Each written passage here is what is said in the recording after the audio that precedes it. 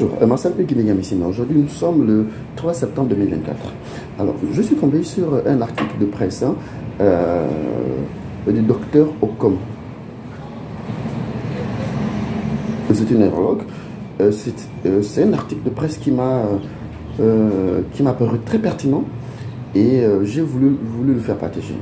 Je l'ai tiré d'une revue de presse, Ngono Notaire, dont le fondateur n'est autre que Jean-Maurice Mouret-Binda, que tout le monde connaît par son éloquence. Alors, donc l'article de presse parle de transition, des choix opérationnels et surtout des choix prioritaires de notre transition. Bon, d'après ce que moi j'ai retenu, et je vous fais lecture de ça et chacun pourra en tirer une conclusion, éventuellement tirer des leçons et voir là où nous en sommes actuellement. Ça dit,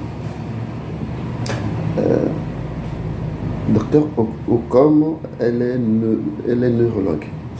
Parfois, on choisit le silence, pas parce que nous n'avons rien à dire, ou bien que tout est parfait. On peut choisir d'être observateur et de ne pas faire de sortie à la moindre faute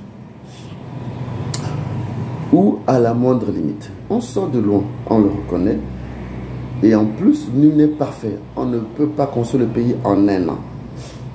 Le premier anniversaire de la libération a été célébré hier en grande pompe. Le pays, pour ne pas dire Libreville, était en effervescence. Les femmes vêtues de leurs beaux pagnes, le t-shirt à l'effigie du libérateur. Les hommes habillés et leurs épouses ont été honorés. Certains citoyens ont été décorés à titre de reconnaissance dans leur domaine d'activité. Certains membres du gouvernement et des proches du système actuel, pour ne pas dire les mêmes personnes, ont encore ajouté une médaille de plus à leur collection. En seulement une année, ils se sont vus attribuer au moins 4 médailles. Je ne mets pas en doute leur mérite, mais c'est quand même un exploit.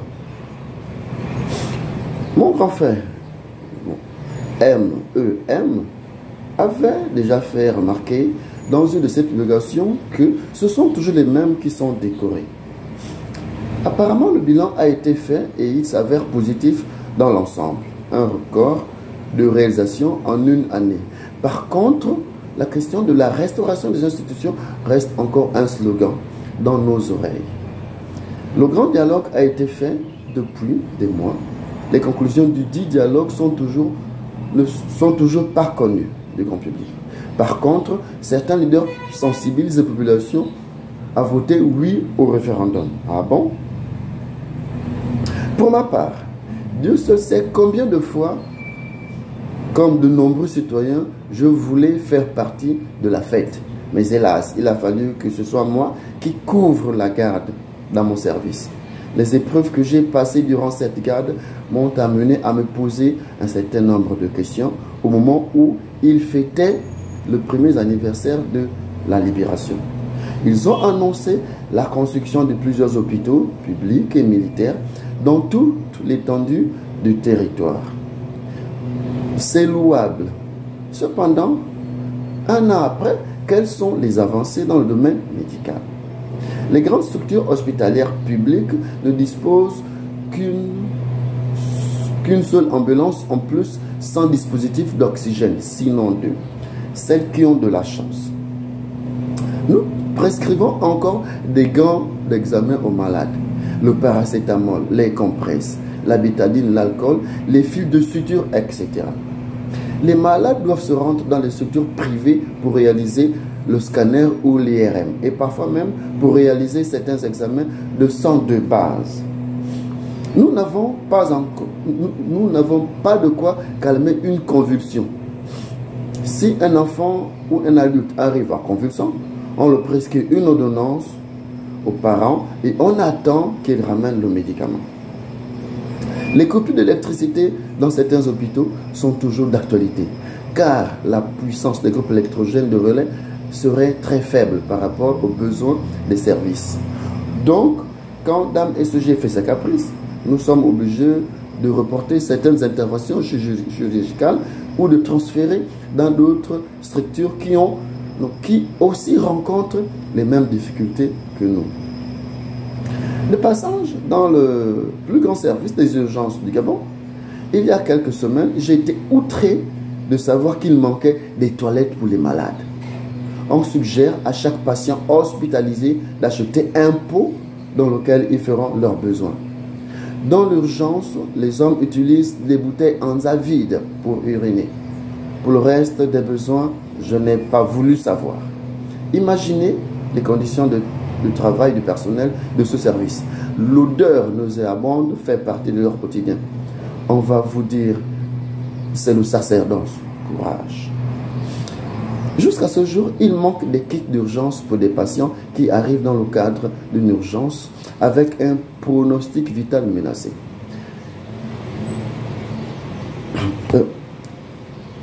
C'est ce qui m'est arrivé hier, pendant que d'autres étaient là, à la fête de la libération, une malade qui nécessitait d'être opérée en urgence dans des heures qui suivaient. Car le pronostic vital, autant pour moi, était engagé, mais la famille n'avait pas de quoi acheter le matériel nécessaire pour l'immédiat, dans l'immédiat.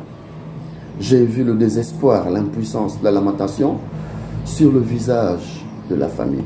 Voir ta mère entre la vie et la mort, les ordonnances dans les mains et ne pas pouvoir les payer, et ne pas avoir de quoi payer ces ordonnances. Heureusement que nous avons un kit matériel qu'un autre patient avait laissé dans le service. C'est ce qui nous a permis de sauver la vie de cette malade. À la fin, tout le monde était content.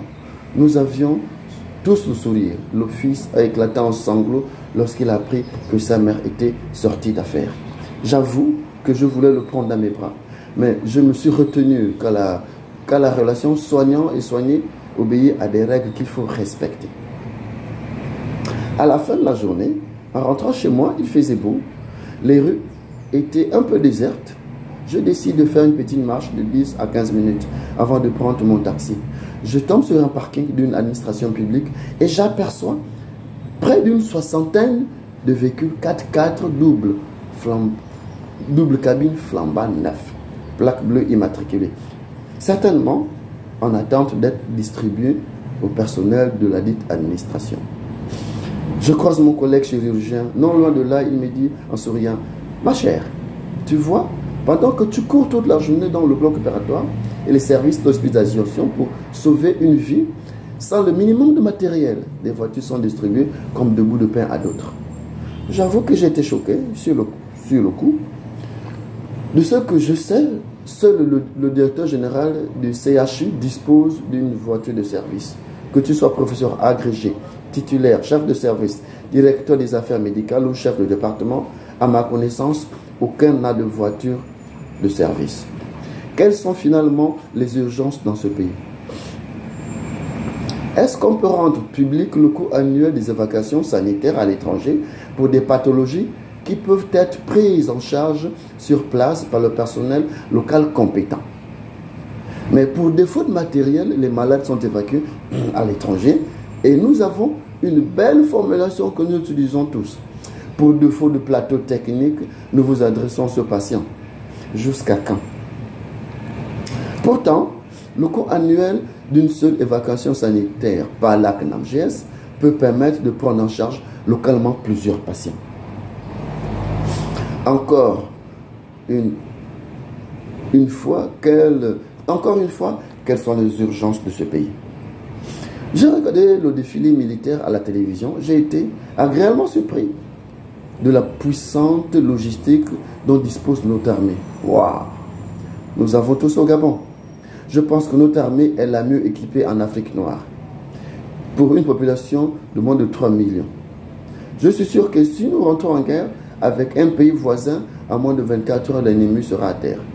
Le président de la transition, en un an d'exercice, a offert à notre chère armée 379 nouveaux engins, 61 motoquads de jet ski, 233 véhicules légers, 62 engins blindés, 104 camions de transport, 14 bus de transport, 25 bus militaires de campagne, 21 ambulances, 11 engins TP, 2 tracteurs agricoles, 5 fidèles Zodiac, 20 armements mitrailleuses, 10 groupes tracteurs, 23 mortiers, des aéronefs, etc. Je ne parle pas des cités qui sont en construction et des logements déjà distribués à nos combattants. Tout le camp de police, tous les camps de police, autant pour moi, ont fait une queue de jouvence. C'était nécessaire, vraiment, car on reconnaît l'état des salubrités dans lequel vivaient certains.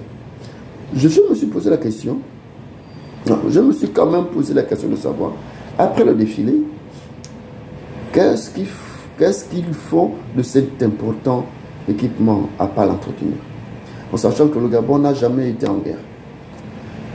Avant de me sauver d'une guerre lointaine éventuelle, j'ai besoin de manger sainement, de me soigner dignement et décemment, et de me soigner car la maladie ne prend pas de rendez-vous.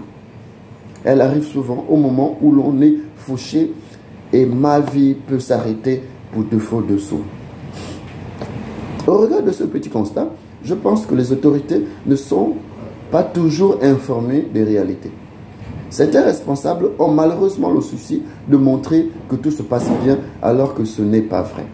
Nous ne voulons plus de ce Gabon où lorsque le président ou une autre autorité doit effectuer une visite, c'est à ce moment qu'on embellisse les murs. Tout est beau, propre, chaque chose à sa place. Les engins travaillent de nuit et jour pour embellir les lieux. Alors que dans le quotidien, c'est autre chose. Le président devrait imposer à tous les membres du gouvernement et à tous ceux qui occupent des postes de responsabilité dans ce pays de se faire soigner dans les hôpitaux publics. On va encore espérer, il reste un an pour la transition. Certainement, le secteur de santé sera le centre d'intérêt de cette transition.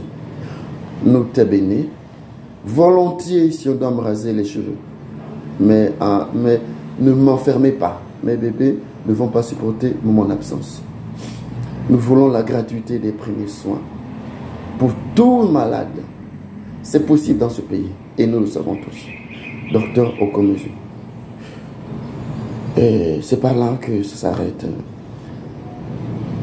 Sous ce constat, Docteur Mezu, et je vous invite à le partager et à en faire large diffusion. Sur ce, bonjour chez vous.